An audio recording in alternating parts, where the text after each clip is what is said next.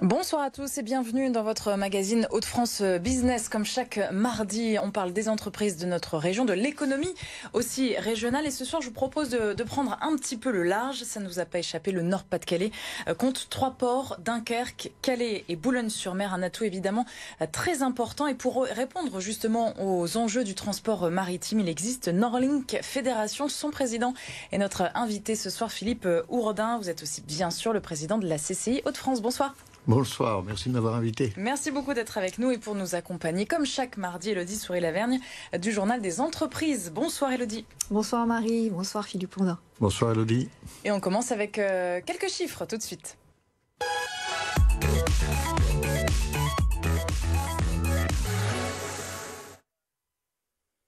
Avec des chiffres importants, 144 000 emplois salariés chez nous dans la région, dans le secteur de la logistique et des flux maritimes. Dunkerque, c'est le 3e port de France. On aura bien sûr l'occasion d'y revenir et on enregistre 130 millions de tonnes de marchandises en transit par les 3 ports donc, de notre région, Dunkerque, Boulogne et Calais. On le disait à l'instant. Alors pour juste replanter un petit peu le décor, Nordlink Fédération, quel est son rôle en 2 mots ? En fait, Nordlink Fédération, ça suit Nordlink Port. Nous avons créé Nordlink Port en 2017. Pourquoi ? La Chambre de commerce est concessionnaire de 20 ports à peu près, dont le port de Calais et le port de Boulogne. Et le port de Dunkerque, qui est un port autonome, qui est un port qui appartient à l'État. Nous nous sommes réunis et nous avons voulu créer une association d'intérêts pour pouvoir vraiment travailler tous ensemble, faire du lobbying, faire du commerce, représenter l'intérêt très important de la logistique dans cette région. Donc une sorte de synergie, parce qu'on est quand même sacrément bien doté, là on le disait en introduction. Tout à fait, et donc ça a eu beaucoup de succès, beaucoup d'impact, et donc nous avons créé la fédération. La fédération, c'est tous les acteurs, y compris les acteurs du portuaire, y compris les acteurs de la logistique, y compris les clients, ce qu'on appelle les chargeurs. Nous sommes tous réunis au sein d'une fédération, et nous travaillons tous ensemble pour représenter ce monde de la logistique. Nous voulons aussi être prêts quand le canal Seine-Nord arrivera, ce qui explique, si vous voulez, notre action très très forte et très dynamique. Alors depuis la création de cette fédération Nordlink, quels sont les grands projets qui ont été lancés ? Bon, il y a eu une crise sanitaire, il y a eu le Brexit, qui ont peut-être un peu ralenti les choses, mais est-ce qu'il y a des grandes choses lancées ? Non, la crise sanitaire et la crise du Brexit n'ont pas ralenti les choses. Au contraire, parce que nous avons été les interlocuteurs privilégiés du préfet de région, donc de l'État, du président du conseil régional, pour travailler ensemble pour une action commune face au Brexit. Souvenez-vous, on ne savait pas ce qui allait arriver. Il fallait donc travailler pour les entreprises qui commerçaient avec l'Angleterre. Il fallait une frontière qui était prête, ce qu'on appelle aujourd'hui la frontière intelligente, et il fallait aider à tout cela. Et nous avons aidé, nous avons été un interlocuteur vraiment privilégié et actif. Et donc, grâce à ces nouveaux savoir-faire, grâce au numérique, grâce aussi à la transition énergétique, parce qu'on travaille beaucoup sur la transition énergétique dans les transports et dans la logistique, nous avons été des acteurs majeurs et tout a évolué très bien. Et puis, nous avons aussi appris le travail collectif. Ça paraît n'être rien, le travail collectif, mais que vous avez 110 professionnels, puisqu'il y a 110 adhérents à la Fédération Nordlink, 110 entreprises, l'État, le conseil régional, les collectivités territoriales, qui travaillent ensemble dans un même but et en investissant tous ensemble dans les mêmes projets, là, c'est vraiment très efficace. L'actualité de ces dernières semaines, c'est quand même l'actualité de Calais, avec l'extension de ce port, Calais Port 2015, on l'appelle ainsi. Ça représente plus de 850 millions d'investissements. Les enjeux sont énormes. Les enjeux sont énormes, donc ça c'est la Chambre de commerce. Le port de Calais appartient à la région et c'est la Chambre de commerce qui en est propriétaire, concessionnaire, excusez-moi. Donc nous avons investi en effet 853 millions. Pourquoi ? Parce que les flux entre l'Angleterre, et je dirais encore plus avec le Brexit, entre l'Angleterre et l'Europe, ça passe par les Hauts-de-France, ou ça devrait passer par les Hauts-de-France. Quand vous avez une structure comme celle-là, je vous engage à la visiter, c'est absolument magnifique. Quand vous avez une structure comme celle-là, vous développez la logistique dans l'ensemble des Hauts-de-France, puisque vous facilitez les flux de manière très professionnelle et sur 30 ou 40 ans minimum. Alors le port de Calais, c'est un des gros investissements qui vient d'aboutir. Il y a eu aussi récemment le terminal d'autoroute ferroviaire à Calais, Cargo Beamer.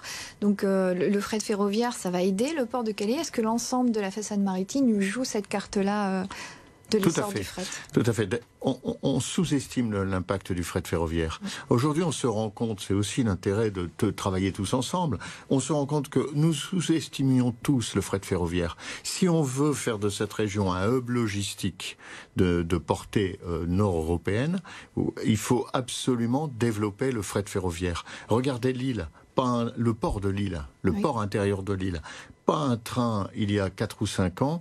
Aujourd'hui, c'est la majorité des flux de marchandises dans le port de Lille. Ça va continuer encore ? Ben non. Justement, aujourd'hui, on est bloqué. Ouais. On n'a plus la place. Parce que le port de Lille, c'est un port contraint quand même, puisque vous êtes dans la métropole de Lille. Et puis, il faut les sillons, c'est-à-dire les trains doivent passer. Pour passer, il ne faut pas gêner aussi le trafic passager.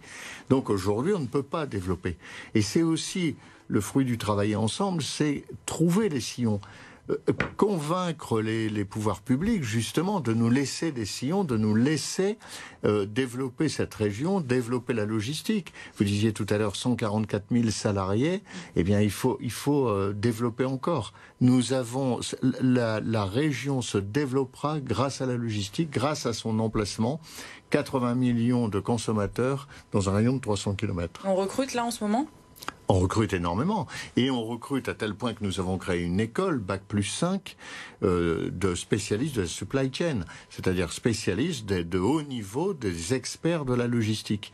Et nous développons aussi des formations pour des opérateurs. Aujourd'hui, être opérateur dans la logistique, c'est aussi savoir manipuler l'informatique, c'est aussi savoir conduire des chariots, c'est aussi savoir manipuler la traçabilité des marchandises. C'est beaucoup plus complexe qu'on ne pense. Alors la façade maritime des Hauts-de-France, elle a de nombreux atouts que vous présentez et qu'on ne soupçonne pas toujours. Quelle place elle peut prendre en Europe? Parce qu'il y a d'autres grands ports qui pèsent. On pense à Rotterdam, mais à d'autres. Quelle place on peut avoir, nous? Il y a de la concurrence, quand même. Oui, c'est de la concurrence, mais je dirais qu'ils sont tellement importants. Vous savez, tous les ports de France, c'est la moitié du port d'Anvers. Le trafic marchandise, c'est la moitié du port d'Anvers, tous les ports de France. Donc il ne faut pas se battre d'égal à égal, c'est pas la peine. Mais par contre, on a des niches. Par exemple, à Dunkerque, vous avez les flux de fruits.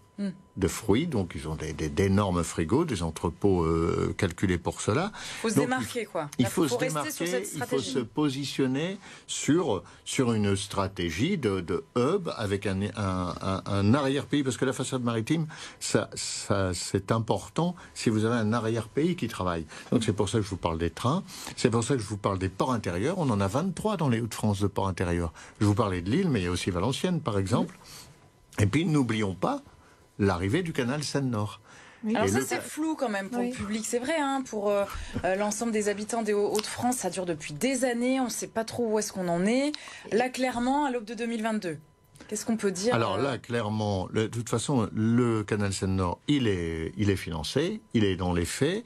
Là, on en est au système au moment des fouilles, on en est au moment des calculs très précis, les géomètres sont en train de travailler, les coups de pelle vont commencer. Et quand? Donc, maintenant. Là, le canal Seine-Nord sera livré en 2028. C'est un chantier considérable, 104 km, il fera 57 mètres de large.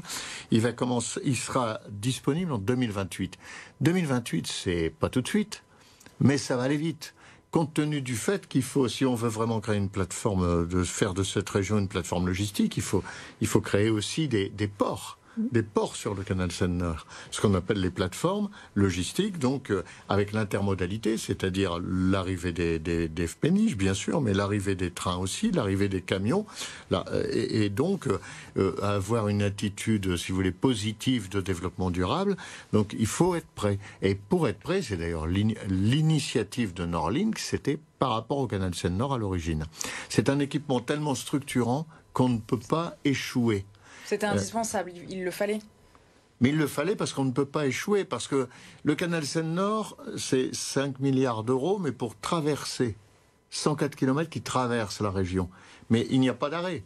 On risque de se retrouver un peu comme les vaches qui regardent passer les trains si on ne fait pas ces plateformes logistiques très importantes. Mais pour ça, il faut investir, pour ça, il faut être tous d'accord, pour ça, il faut être convaincant parce qu'il y a beaucoup d'argent en jeu.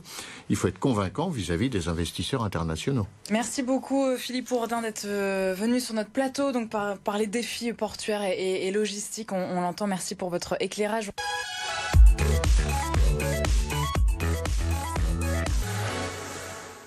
Élodie, cette semaine, on parle de La Redoute. Oui, La Redoute qui annonce l'ouverture d'un 3e entrepôt logistique sur la zone e-Valley du côté de Cambrai. L'entreprise nordiste de commerce en ligne va se doter de 110 000 m² supplémentaires pour soutenir la croissance de ses activités sur les produits de décoration et de maison. Élodie, ça représente évidemment de nouveaux emplois chez nous.